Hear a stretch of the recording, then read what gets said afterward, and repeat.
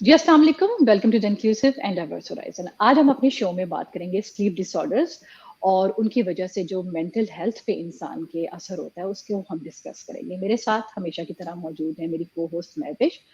जी, अस्सलाम वालेकुम महविश, क्या हाल है आपके? वालेकुम सलाम फारिया। I am fine. आप कैसी हैं?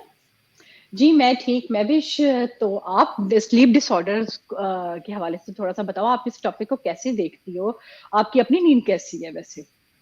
फारिया, स्लीप डिसऑर्डर की जहाँ तक बात की जाए तो मेरा नहीं ख्याल आजकल कोई भी ऐसा इंसान है जो कि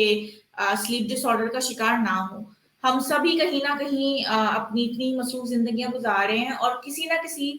तरीके से हम किसी ना किसी स्लीप डिसऑर्डर का शिकार रहते हैं। बिल्कुल, महविश, मैंने भी इस हवाले से कुछ स्टडी किया है, तो एक रिपोर्ट मैं हाँ आपसे शेयर करूँगी जिसके मुताबिक जिन लोगों की नींद नहीं पूरी होती वो अक्सर इरिटेबल रहते हैं, उनमें एंग्ज़ायटी भी बहुत ज़्यादा पाई जाती है और बल्कि मैंने ये भी पढ़ा कि अगर आपकी नींद नहीं पूरी हुई तो और आप ड्राइव कर रहे हो तो एक्सीडेंट या कार क्रैशेज़ जो हैं उसके चांसेस ज़्यादा हैं। तो स्लीप डिसऑर्डर जैसे आपने कहा कि ये बहुत अंडररेटेड टॉपिक है और इस पे बात होनी चाहिए और भी इस पे बहुत ज़रूरत है कि हम लोग भी अपने लाइफ़स्टाइल में अपनी नींद के जो रूटीन है, उस पे वर्कआउट करें और उसको बेहतर बनाएँ। जी, बिल्कुल महविश, पेरेंट्स में स्लीप डिसऑर्डर्स के जो अलामात हैं वो काफ़ी ज़्यादा पाए जाते हैं। उसमें ये भी देखा गया है कि जो नए पेरेंट्स हैं उनमें जो पोस्टपार्टम डिप्रेशन है उसकी भी अलामात पाई जाती हैं क्योंकि जब वो सो नहीं पाते तो उनमें एक एंग्ज़ायटी रहती है पूरा दिन जो है उनका एनर्जी लेवल हाई नहीं होता जिसकी वज़ह से वो इस डिप्रेशन का शिकार हो सकते हैं। तो उसमें कुछ सजेशन है जो मैं पढ़ रही थी तो मैं वो सजेशन पेरेंट्स को देना चाहूँगी कि एक तो ये कि जब आपका बच्चा सो रहा हो, न्यूली बॉर्न बच्चा सो रहा हो, तो आप भी कोशिश करें कि आप भी सोएँ और अपनी नींद पूरी करें और इसके अलावा ये गलती मत करें कि अगर दोनों पार्टनर्स रात के वक़्त बच्चे को देख रहे हैं, तो दोनों एक वक़्त में जागें। एक पार्टनर सोए और एक पार्टनर जो है वो बच्चे के साथ जागे और दिन के वक़्त एक पार्टनर बच्चे की केयर करे और रात के वक़्त एक पार्टनर बच्चे की केयर करे। और ये भी कि अगर आपको ये सोचना होगा कि अब आपकी ज़िंदगी में एक नया फ़ेज़ आया है, उसमें आपकी सोशलाइज़ेशन कम हो जाएगी, तो आप ये सीखें कि आप आपके जो फ्रेंड्स और फैमिली आपसे कॉन्टैक्ट कर रहे हैं कि आप उनसे मिलें या किसी पार्टी में आएँ या किसी दावत में जाएँ, तो आप उनको इनकार करें, अपनी सूरत-ए-हाल को समझें कि आपके लिए नींद बहुत ज़रूरी है। मैं विश ऐसी भी रिसर्चेज़ हुई हैं कि जिन लोगों की नींद नहीं पूरी होती, वो अपने दोस्तों से या अपने स्पाउसेस से अपने बच्चों पर शाउट करते हैं या उनके साथ उनके अच्छे मरासिल नहीं रहते। तो ये एक बहुत एक इम्पोर्टेंट चीज़ है जिस पे हमें बात करने की ज़रूरत है और उसको समझने की ज़रूरत है और नींद को टाइम देने की ज़रूरत है। अपनी रूटीन को ठीक करना बहुत इम्पोर्टेंट है कि आप टाइम पर सोओ और टाइम पर उठो। जी, तो आई गेस कि अब हमें जो है अपने सेगमेंट एक्सपर्ट ओपिनियन की तरफ जाना चाहिए, जहाँ पर हमारे पास जो है आज एक एक्सपर्ट होंगी, जो कि हमें मज़ीद इस टॉपिक के बारे में बताएँगी।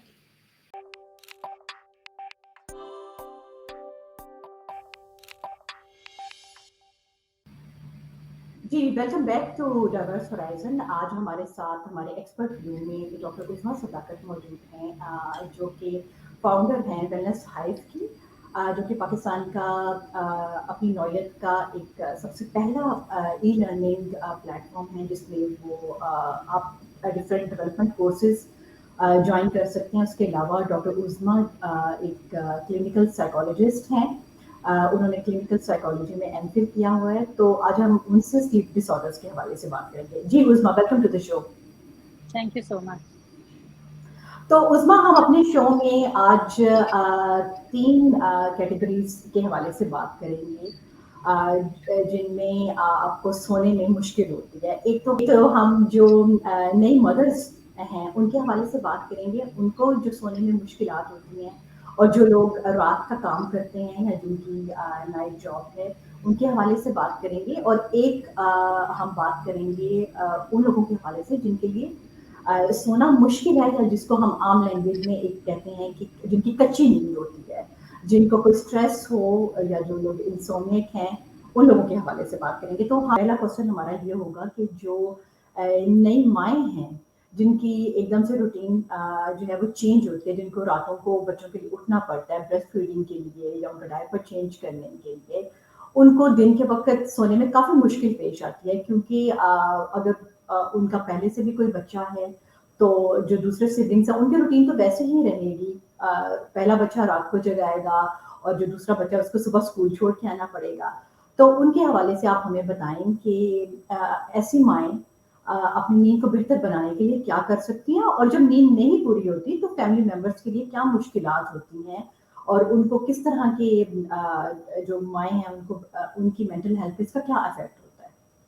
हम न्यू मदर्स की जब बात करते हैं तो डेफिनेटली उनकी चूँकि नींद की रूटीन काफ़ी डिस्टर्ब होती है, नया बच्चा आने की वजह से उन्हें रात को बार-बार उठ के फीड करना पड़ता है। इसके साथ-साथ बाज़-औक़ात पोस्टनेटल डिप्रेशन भी होता है माँओं को। पोस्टनेटल डिप्रेशन से मुराद है कि बच्चा पैदा होने के बाद वो काफ़ी डिप्रेशन की तरफ जाती हैं, जिसकी वजह से भी उनकी नींद जो है वो मुतासिर होती है। सो ये पीरियड आमतौर पर प्रीनेटल से ही स्टार्ट हो जाता है, यानी जब वो प्रेगनेंसी के दौर से गुज़र रही होती हैं, तो हार्मोनल चेंजेस की वजह से उनकी स्लीप जो है वो काफ़ी डिस्टर्ब होती है। सो जिसके लिए कोई ना कोई रूटीन बनाने की ज़रूरत है और ख़ास तौर पर अगर हम बात करें बच्चा पैदा होने के बाद, तो डेफ़िनेटली नींद काफ़ी डिस्टर्ब है। दिन के टाइम पे वो सो नहीं सकती, रात को बार-बार उठकर बच्चे को देखना पड़ता है। सो ऐसी सूरत में जहाँ वो अपनी नींद को बेहतर बनाने के लिए कुछ करने की तरफ जाएँगी, वहाँ पर उन्हें एक अच्छा सपोर्ट सिस्टम भी अपने सराउंडिंग में चाहिए, ताकि अगर वो रात को जाग रही हैं, तो दिन में थोड़ा वो आराम करने की तरफ जा सकें। आमतौर पर एक्सपर्ट्स ये कहते हैं कि आपको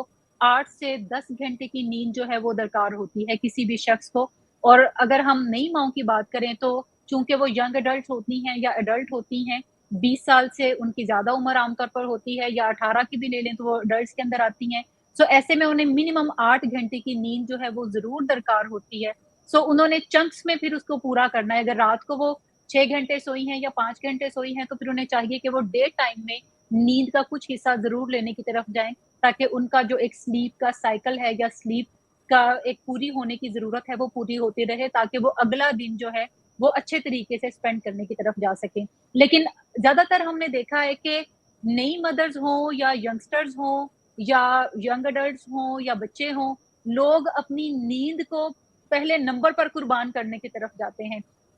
फॉर एग्ज़ाम्पल हमारे घर में अगर गेस्ट आते हैं, तो हम रात देर तक उनके साथ बैठ कर टेलीविज़न देख रहे हैं, गॉसिपिंग कर रहे हैं, गप्पे लड़ा रहे हैं और सबसे पहली जो चीज़ होगी वो हम कहेंगे कि रात को हम लेट सो जाएँगे, कोई मसला नहीं, सुबह हम अपने टाइम से ही हमने उठ के अपने काम पे या स्कूल कॉलेजेस के अंदर जाना होता है। सो आमतौर पर जनरली भी मुझे देखने में नज़र आता है कि लोगों का अपनी नींद की तरफ जो रवैया है, वो कोई बहुत ही केयरलेस सा है। जबकि अगर मैं ख़ास तौर पर बतौर एक मेंटल हेल्थ प्रोफ़ेशनल की बात करूँ तो नींद एक ऐसा अहम जुज़ है, जो कि डायरेक्टली हमारी मेंटल हेल्थ को इफ़ेक्ट करता है। और रिसर्चेज़ ये बताती हैं कि जो बच्चे टीन ऐज में अपनी नींद को पूरा नहीं करते या जो भी लोग अपनी ज़िंदगी में अपनी नींद को पूरा नहीं करते, इवेंचुअली यही वो लोग हैं जो आगे चलकर किसी न किसी मेंटल हेल्थ डिसऑर्डर का शिकार होते हैं। अच्छा, अब हम आपसे ये पूछना चाहेंगे कि किस-किस तरह के जो है वो डिफरेंट स्लीपिंग डिसऑर्डर्स जो हैं वो नज़र आते हैं स्पेसिफिकली आपके पास जो लोग आते हैं और क्या रीज़न्स हैं इन स्लीपिंग डिसऑर्डर्स के और क्या स्ट्रेस होता है या लाइफ़स्टाइल वजह होती है? So what are the different reasons behind these sleeping disorders? अच्छा, जनरली अगर हम बात करें स्लीप डिसऑर्डर्स की तो आप हैरान होंगे सुन के कि आमतौर पे 80 डिफरेंट काइंड के या टाइप्स के स्लीप डिसऑर्डर्स नज़र आते हैं। लेकिन जो मोस्ट कॉमन हैं वो 4 से 10 तक हैं और मैं ख़ास तौर पर उन 4 की बात करूँगी जो कि हमें हर रोज़ लाइफ़ के अंदर नज़र आ रहे होते हैं या पेशेंट्स में भी नज़र आ रहे होते हैं। जिसमें से सबसे पहला तो आपने एक वर्ड यूज़ किया इनसोम्निया का, जिससे तकरीबन सारे ही लोग मुतारिफ़ होते हैं। और इंसोम्निया जो है वो लोगों को होता है, जिसमें इंसोम्निया की भी 2 टाइप्स होती हैं, एक्यूट इंसोम्निया और क्रोनिक इंसोम्निया। एक्यूट इंसोम्निया से तो हम सारे ही लोग तकरीबन गुज़रते हैं कि बाज़ औक़ात अगर कोई जॉब का स्ट्रेस है, लाइफ़ का कोई स्ट्रेस है, किसी बच्चे ने एग्ज़ाम देना है, तो हमें 1 रात पहले नींद नहीं आती, तो इसको हम एक्यूट इंसोम्निया के अंदर लेकर जाएँगे। या यूजुअली नज़र आता है हमें वीकेंड्स के ऊपर लोग थोड़ा ज़्यादा देर तक जागने की तरफ जाते हैं, तो ये एक्यूट इंसोम्निया की हम बात करेंगे। दूसरा जो क्रोनिक इंसोम्निया है, उससे मुराद ये है कि अगर कोई शख्स हफ्ते में 3 दिन सोने में उसको दुश्वारी का सामना करना पड़ता है और ऐसा 3 महीने तक लगातार होता है या उससे ज़्यादा अरसे तक होता है, तो हम कंसीडर करते हैं कि ये क्रोनिक इंसोम्निया का पेशेंट है, जिसका मतलब है कि उसको कोई मेडिकेशन की ज़रूरत है, उसके स्लीप हाइजीन को बेहतर करने की ज़रूरत है और उसकी जो स्लीप की रूटीन है, उसको थोड़ा दुरुस्त करने की उसको ज़रूरत होगी। ऐसे में उसको एक कंप्लीट प्रोटोकॉल में से गुज़रने की ज़रूरत है। दूसरा जो एक हमें आमतौर पर कॉमन नज़र आता है रीज़न, वो स्लीप एपनिया कहलाता है। ये एक मेडिकल कंडीशन है बेसिकली, जिसमें कोई भी शख्स जो रात को सोता है, उसको बार-बार उसका साँस जो है वो बंद होने की तरफ जाता है, जिसकी वजह से नींद में बार-बार खलल जो है वो पड़ता है। ये वो लोग होते हैं जिन्हें बाकायदा मेडिकल ट्रीटमेंट की ज़रूरत होती है और आमतौर पर इनके साथ एक मशीन सी लगा दी जाती है, जो कि डॉक्टर्स लगाते हैं, ताकि उनकी नींद में खलल ना पड़े और उनकी जो साँस लेना है, उसमें कोई रुकावट का सामना उन्हें ना करना पड़े। तीसरा एक जो बेसिकली आमतौर पर कॉमन नज़र आता है, उसको हम बोलते हैं रेस्टलेस लेग सिंड्रोम, यानी नींद की खराबी की वजह जो है बतौर वो महज़ बनती है कि टाँग में कोई जैसे बेचैनी होती है और आदमी बार-बार अपनी टाँग को पटकता है और इसकी वजह से उसको नींद में काफ़ी खलल जो है वो उसके पड़ता है। ऐसा इस वजह से हो सकता है कि कोई शख्स थका हुआ बहुत ज़्यादा हो या उसको वैसे कोई बेचैनी महसूस होती है और उसे नींद में फिर दुश्वारी का सामना करना पड़ता है। फोर्थ एक बड़ी कॉमन सी रीज़न आपको इर्द-गिर्द नज़र आती है, जिसको हम नार्कोलेप्सी कहते हैं, जिसका मतलब ये है कि आपने कुछ ऐसे लोगों के बारे में सुना होगा जो कहीं पे भी बैठते हैं तो सो जाते हैं। और ऐसे लोग ये भी आपको कहते हुए सुनाई देते हैं कि नींद तो ऐसी चीज़ है जो कि सूली पे भी आ जाती है। ये बेसिकली वो किस्म है लोगों की जिन्हें ज़रा-सा रिलैक्सिंग एनवायरनमेंट सराउंडिंग में अगर मिलता है, तो वो फ़ौरन सोने की तरफ जाते हैं, उसमें दिन-रात की कोई कैद नहीं होती और वो ज़्यादा नींद जो है या गुनूदगी के दौरे से उन्हें पड़ते हैं और वो ज़्यादा नींद लेने की तरफ जाते हैं। जनरली ये 4 टाइप्स जो हैं ये हमें नज़र आती हैं। दूसरा जो आपका सवाल है कि वजूहात क्या हैं, तो स्लीप डिसऑर्डर्स के रीज़न्स बहुत सारे हो सकते हैं, बट इसका जो नतीजा है वो सिर्फ़ एक ही निकलता है और वो नतीजा ये है कि किसी भी रीज़न की वजह से हमारा जो दिन को जागने का और रात को सोने का जो एक रिचुअल है या रेगुलेशन है स्लीप का, वो डिस्टर्ब हो जाता है। तो हम कहते हैं कि ऐसे लोग जो हैं वो फिर किसी न किसी स्लीप डिसऑर्डर का शिकार होते हैं, जिसके लिए फिर उन्हें अपनी स्लीप हाइजीन के ऊपर काम करने की ज़रूरत होती है या फिर बाकायदा किसी मौलिद से इलाज की ज़रूरत पड़ती है। आपकी बातों से तो ये लग रहा है कि जो लोग रात की जॉब करते हैं, वो तो फिर ऑफ कोर्स उनको तो फिर ज़िंदगी में बहुत सी मुश्किलात होंगी। जैसे आपने कहा कि जो इंसान 3 महीने से ज़्यादा रात को जागता है या उसको जागना पड़ता है, तो उसको बहुत से मसाइल का सामना करना पड़ता है। तो जिन लोगों के पास चॉइस नहीं है, जिनको नाइट जॉब्स करना उनके लिए बहुत ज़रूरी है, तो वो फिर इस चीज़ का को कैसे उसका कोई सॉल्यूशन निकालें कि उनकी ज़िंदगी में इसके बुरे असरात ना हों। और मैं एक रिपोर्ट पढ़ी थी जिसमें ये भी मेंशन किया गया कि जिन लोगों की नींद नहीं पूरी होती है उनको अपने स्पाउस के साथ भी बहुत से प्रॉब्लम्स का सामना करना पड़ता है। आपकी मैरिटल लाइफ में आपके बच्चों के साथ जो आपकी कम्युनिकेशन है उसमें भी प्रॉब्लम होती है, तो उस चीज़ को हम कैसे रिजॉल्व कर सकते हैं?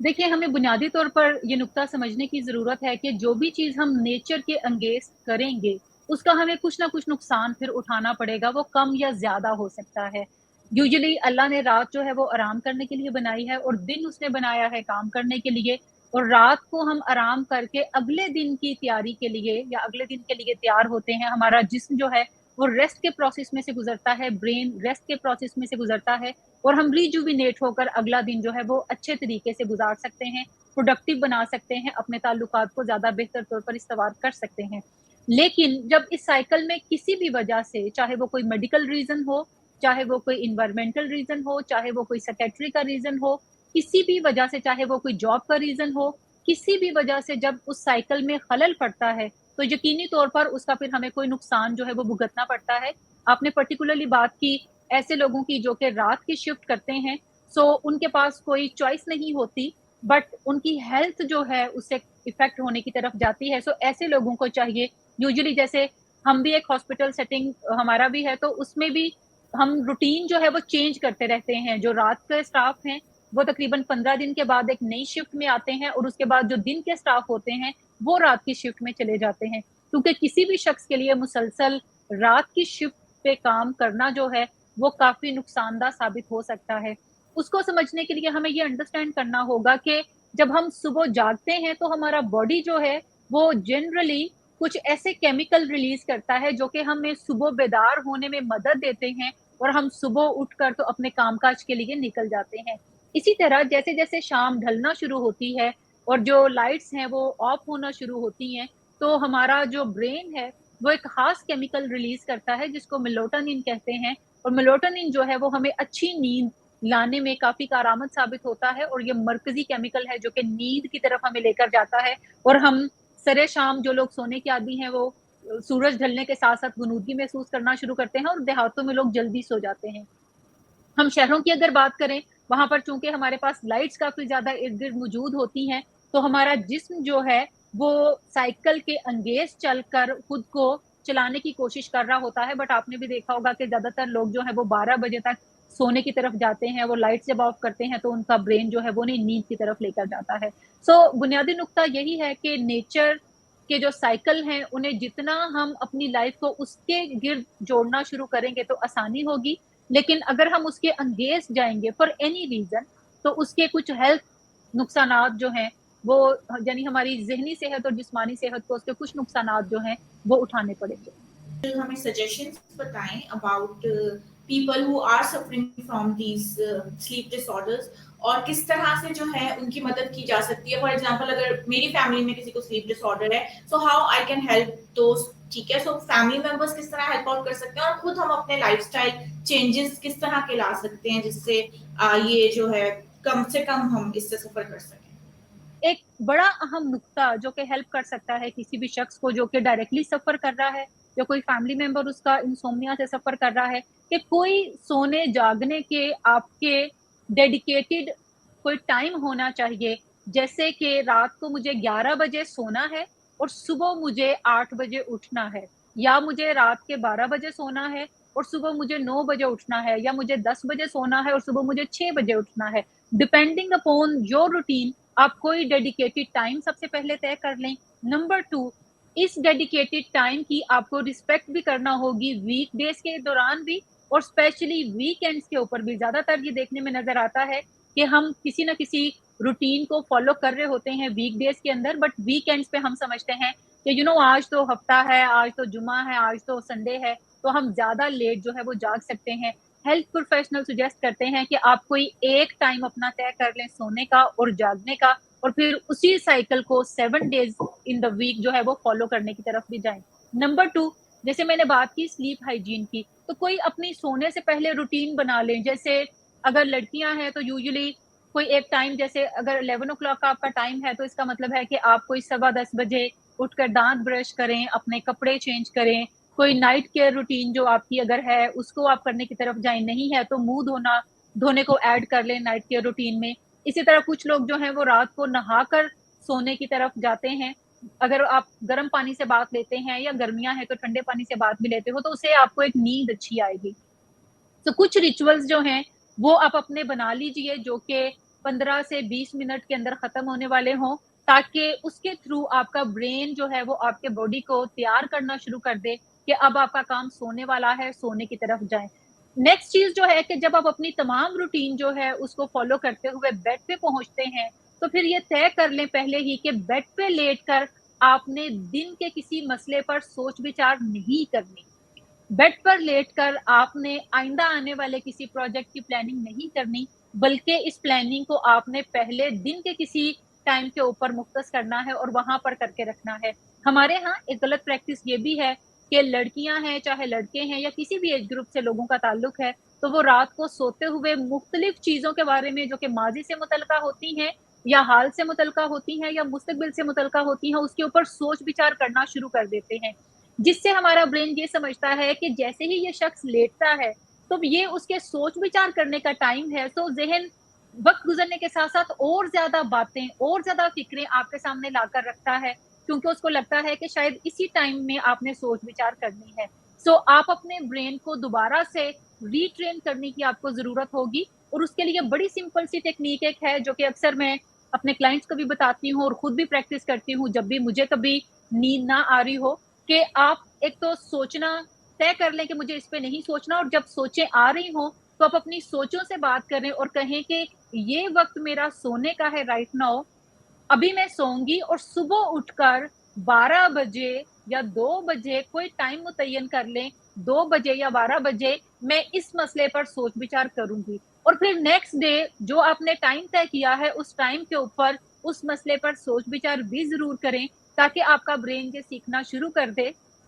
कि आपने जब भी किसी मसले पर सोच विचार करनी होती है तो आप कोई वक्त मुकर्रर करते हैं और फिर उस पर सोच विचार करते हैं, और बेड पर आप तभी जाते हैं जब आपने सोना हो। और बाज़-औक़ात ऐसा भी होता है कि आप किसी रूटीन को फ़ॉलो भी कर रहे होते हैं और फिर भी नींद नहीं आ रही, तो फिर बिस्तर पर लेटे मत रहें, हल्की-फुल्की वॉक कर लें बेडरूम के अंदर, या कोई किताब पढ़ना शुरू कर दें। कोई लेबोरियस काम जो आपको लगता हो, बट टीवी वॉच करने की तरफ ना जाएँ, कोशिश करें कि टीवी जो है 1 घंटा पहले जो आपका सोने का टाइम है उससे पहले बंद कर दें। एक और चीज़ जो कि हेल्प कर सकती है ऐसे लोगों को, कि आप अपनी जो लिक्विड कंज़म्पशन है उसको भी देखें। जो लोग चाय-कॉफ़ी पीने के आदी होते हैं लेट आवर्स में, जैसे कि 4 ओ क्लॉक के बाद या 2 ओ क्लॉक के बाद, यानी सेकंड हाफ में चाय-कॉफ़ी पीते हैं या पानी ज़्यादा कंज़्यूम करते हैं, तो उन्हें चाहिए कि वो अपनी चाय-कॉफ़ी की रूटीन को थोड़ा बदल लें और वो फर्स्ट हाफ यानी 2 बजे से पहले या 4 बजे से पहले-पहले अपना चाय-कॉफ़ी निपटा लें, और अगर कभी मिस हो जाए तो फिर उसको मत लें। पानी जो है वो फर्स्ट हाफ के अंदर ज़्यादा इस्तेमाल करने की तरफ जाएँ और सेकंड हाफ में पानी कम इस्तेमाल करने की तरफ जाएँ। क्योंकि बहुत सारे लोग जो हैं पानी जब इवनिंग में ज़्यादा पी लेते हैं या खाने के बाद रात को पी लेते हैं, तो फिर उन्हें बार-बार बाथरूम के लिए उठना पड़ता है, जिससे उनकी नींद में खलल पड़ता है। तो ये कुछ एहतियातें हैं जो कि आप कर सकते हैं। जी, इसके अलावा जी, एक उज़मा ब्रीथिंग एक्सरसाइज़ है। अच्छा उज़मा, ये हम ज़्यादा टाइम हो रहा है। एक एक तो ये मैं आपसे ये पूछना चाहूँगी कि आप क्योंकि आपने काफ़ी पेशेंट्स को देखा होगा, तो ख़वातीन जो नई मदर्स बनती हैं या जो लोग रात का काम करते हैं, जो लोग सालों से रात का काम कर रहे हैं, उनको जो प्रॉब्लम्स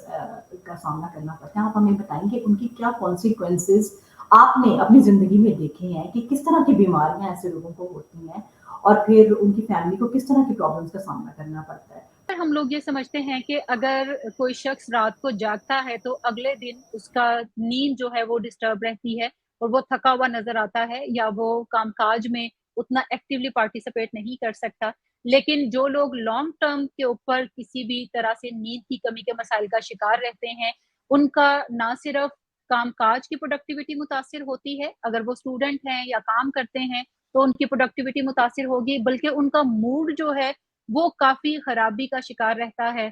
छोटी-छोटी बात के ऊपर वो जल्दी गुस्से में आ जाते हैं, इरिटेबल मूड जो है वो ज़्यादा रहता है, जिसकी वजह से उनके रिलेशनशिप्स जो हैं वो भी काफ़ी ज़्यादा अफ़ेक्ट करते हैं। इसके अलावा उनकी थिंकिंग एबिलिटी जो है, वो भी मुतासिर होती है। मुश्किल फ़ैसले करने में उन्हें काफ़ी मसाइल का सामना करना पड़ता है, और कोई भी जो मसला होता है उसके ऊपर उनका रिस्पॉन्स जो है, वो काफ़ी स्लो हो जाता है। इसके साथ-साथ जो उनकी ज़हनी सेहत है, वो भी काफ़ी ज़्यादा अफ़ेक्ट करती है, कि अगर कोई बंदा लॉन्ग टर्म पर नींद की कमी के मसाइल का शिकार रहता है, तो आगे चल के लाइफ़ में कभी ना कभी ज़रूर वो मेंटल हेल्थ इश्यूज़ का शिकार जो है, होने की तरफ जाएगा। इसके अलावा बहुत सारे ऐसे फ़िज़िकल हेल्थ के जो इश्यूज़ होते हैं, जिस्मानी सेहत के इश्यूज़ हैं, जैसे डायबिटीज़ या फिर हार्ट डिज़ीज़ेज़, वो भी डेवलप होने का खदशा होता है इस तरह के लोगों में। जी, थैंक यू सो मच उस्मा, आपने हमें काफ़ी गाइड किया इस टॉपिक के हवाले से और काफ़ी अच्छी सजेशंस भी दी। द इंक्लूसिव की टीम की तरफ से आपका बहुत-बहुत शुक्रिया हमें जॉइन करने के लिए। Thank you so much, thank you.